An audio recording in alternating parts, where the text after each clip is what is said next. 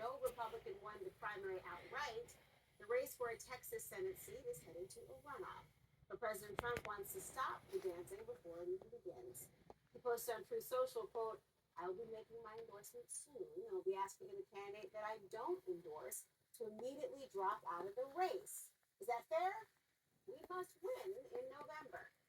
Now, the question is, who will get that critical endorsement? Incumbent Senator John Cornyn or Texas Attorney General and MAGA firebrand Ken Paxton?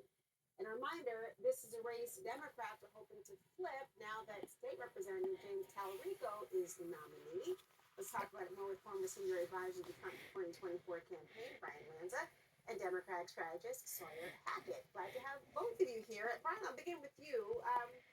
Trump wants this runoff over before it begins. What does that say to you? Is this about the amount of money and resources that would be needed to have this sort of bloodbath? Listen, it's not just Trump, it's every Republican wants this race over with so we can focus on the general. We're going to have a tough general. I mean, Tallarico is a good candidate, but I think... You think he's a tough general? I do think it's the environment's going to be tough. You know, voters have wanted more progress in the economy. They want it faster. Trump promised faster. It's just going to take a little bit more time. I think you heard the vice president talk about that people just need to be patient. But I think the challenge, you know, the reason why Trump gets involved in this is he definitely wants to save money. It's going to be a $100 million runoff. That's a lot of money that donors are going to spend. I suspect he's going to come out in favor of Senator Cornyn and tell longtime supporter Ken Paxton to pack it up. It's time to move on. Well, if he does that, is Paxton going to say, okay? He doesn't strike me as the kind of person to just be like, well, the money will run out. The money will run out fast for him. There'll be limited funds, and then you'll see no growth and no momentum. And you'll see the writing on the wall. I mean, when Trump endorses in the primary, it matters a lot. Even when he doesn't endorse, look at Crenshaw. Dan Crenshaw in Texas. He didn't endorse Dan Crenshaw, left it open. Crenshaw lost his incumbency last night. He did. I mean, former Congresswoman Marjorie Taylor Greene. She cut it on the wall. I mean, when Trump endorses in the primary, it matters a lot. Even when he doesn't endorse. Hands. Does she have a point?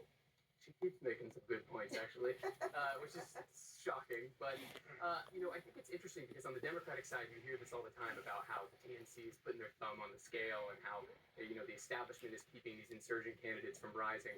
And here you have Trump essentially just waiting until the end of the primary, waiting until $70 million of ad spending was launched, waiting after all of these attack ads, and then just deciding, I'm going to pick who the nominee is, and I'm going to tell the other guy to drop out. Maybe with some sort of consolation prize, in cabinet position or something like that. But I think it's funny. His involvement in this race, I don't necessarily. $70 million of ad spending was launched, being kind of this Washington insider, kind of following the same playbook that he's followed for the past however many years that he's been there. If he gets behind Paxton, it's kind of getting behind this very toxic creature within the Republican Party who has been, impeached by a Republican legislature. He's been indicted on felony counts of fraud and bribery. So I think, James Tallarico's got to be looking at these two options and looking at Trump weighing getting involved in this race and kind of licking his chops. I mean, the faith-based statements he's made would be quite a juxtaposition between himself and, say, Paxton. But our team talked to some voters who were casting their ballot for Paxton yesterday. Listen to what some of the things they had to say. I think we've seen Cornyn for a long time, and I didn't like the way he didn't support our president on a few issues firmly. I think Paxton does, and I support our president. Senator Cornyn has kind of been there like a piece of furniture. Not very active for us.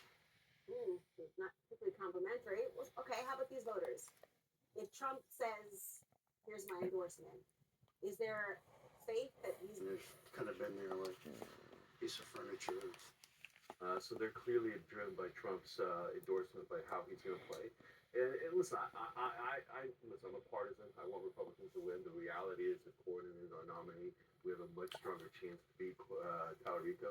He's just like another Beto O'Rourke or another, whoever the Allard guy is. Like, Texas has these moments, but they never deliver. And that's what Tallarico is, and if we're running against Cornyn. Is Tallarico another Beto O'Rourke to his point?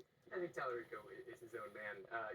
He is looking at, I think, essentially a perfect storm in Texas. And, Texas has become this kind of boy who cried wolf situation where every cycle we get whipped up about Texas flipping, and when it doesn't happen, voters are disappointed. But right now, I think Tallarico is his own man.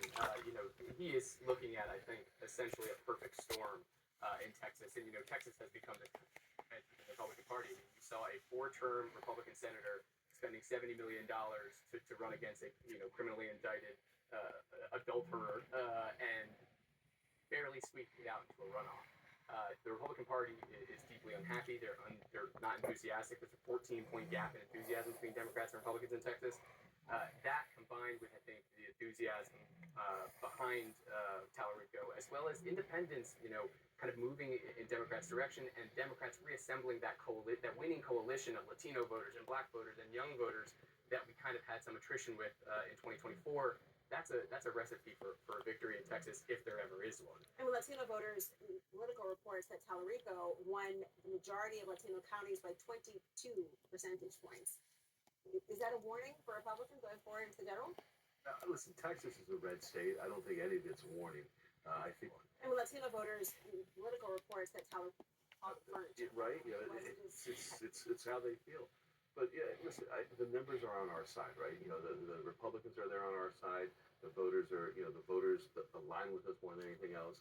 They certainly don't align with Tallarico, but I think it's. You don't buy that, but hold on. There's more registered Democrats in Texas than there are registered Republicans. I mean, and it's one of the most unaffiliated states in the country. And for the last 30 years, they voted for Republican U.S. senator and governor, and the vast majority of the congressional delegation is Republican.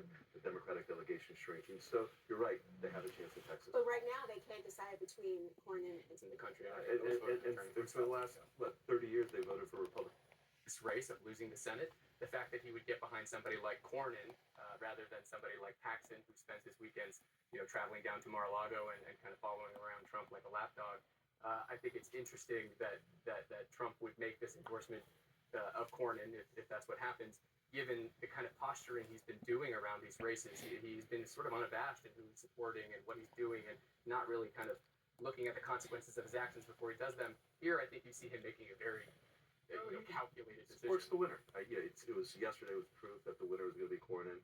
I think he supports the winner, and he looks at Paxton as a guaranteed loser in November. But without Wesley Hunt in that race, I mean, those voters are running to Paxton, not to Cornyn.